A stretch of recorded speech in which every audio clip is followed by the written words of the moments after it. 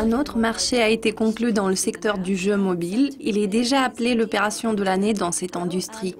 Bonjour et bienvenue pour cette nouvelle revue de presse. La société britannique King Digital Entertainment, qui a donné naissance au populaire jeu mobile Candy Crush Saga, est prête à être acquise par un concepteur de jeux vidéo américain, Activision Blizzard, pour 5,9 milliards de dollars, et l'accord devrait être signé au printemps de l'année prochaine.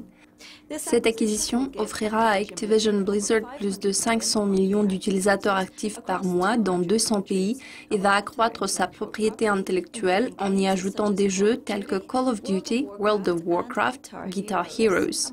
Le chef de la direction d'Activision, Bobby Kotick, a déclaré « Mis à part YouTube et Facebook, il n'y a pas de réseau mondial ayant un plus grand nombre de membres du public. Une partie importante de cette opportunité consiste à explorer la propriété intellectuelle existante de Activision Blizzard pour voir si cela a du sens dans ce réseau. La transaction sera financée au moyen des 3,6 milliards de dollars détenus en dehors des États-Unis et la partie restante sera financée au moyen de la dette. Il est prévu que cela augmente le bénéfice ajusté du groupe de 30% l'année prochaine. Lors de l'introduction de King Digital Entertainment à la bourse de New York l'année dernière, le cours des actions était de 22,50 $ par action. Le prix actuel est d'environ 16 $ par action.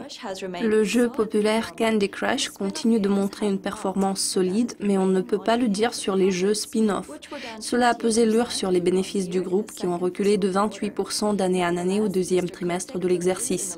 Néanmoins, M. Kotick croit dans le potentiel à long terme de cette acquisition et déclare que King Digital met un grand accent sur la franchise ainsi que la capacité de créer et d'inventer de nouvelles franchises.